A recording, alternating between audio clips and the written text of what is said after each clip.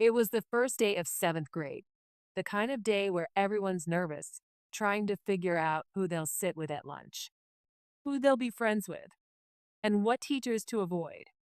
But that morning, something unusual happened.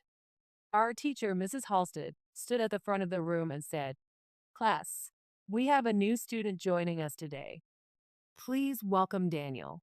All eyes turned toward the door. A boy walked in, thin, pale, and wearing clothes that looked like they belonged to another decade. A buttoned up shirt with suspenders. His shoes were scuffed, his hair neatly combed, and his face blank. Not shy, not nervous, just blank. Mrs. Halstead told him to sit wherever he wanted. He didn't look at anyone as he shuffled down the row. He sat in the empty desk beside me. I, I whispered, "I'm Layla." He looked at me for a long moment before replying in the softest voice, "Thank you." That was it, nothing else. Throughout the day, Daniel didn't raise his hand. He didn't laugh at the teacher's corny jokes. At lunch, he sat alone at the far end of the cafeteria. I brought my tray over, feeling bad for him. "Don't you want something to eat?" I asked. He shook his head. "I'm not hungry." I thought maybe he was just shy. But then, things started getting strange. When I waved to him in the hallway, he waved back. But no one else even looked at him. When I mentioned his name to a classmate, they frowned.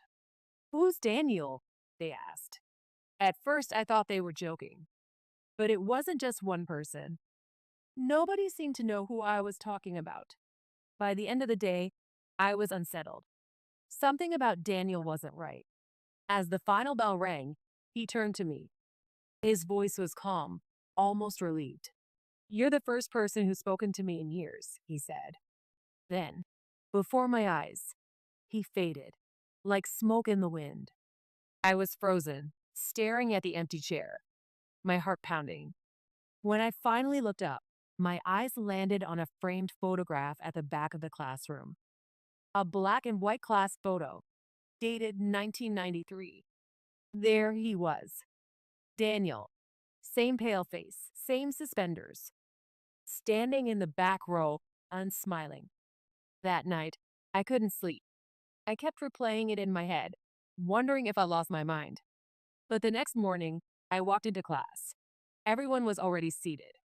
Mrs. Halstead smiled warmly. "All right, children," she said.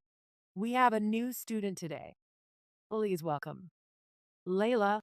And that's when I realized the classroom was empty. Not a single person turned to look at me.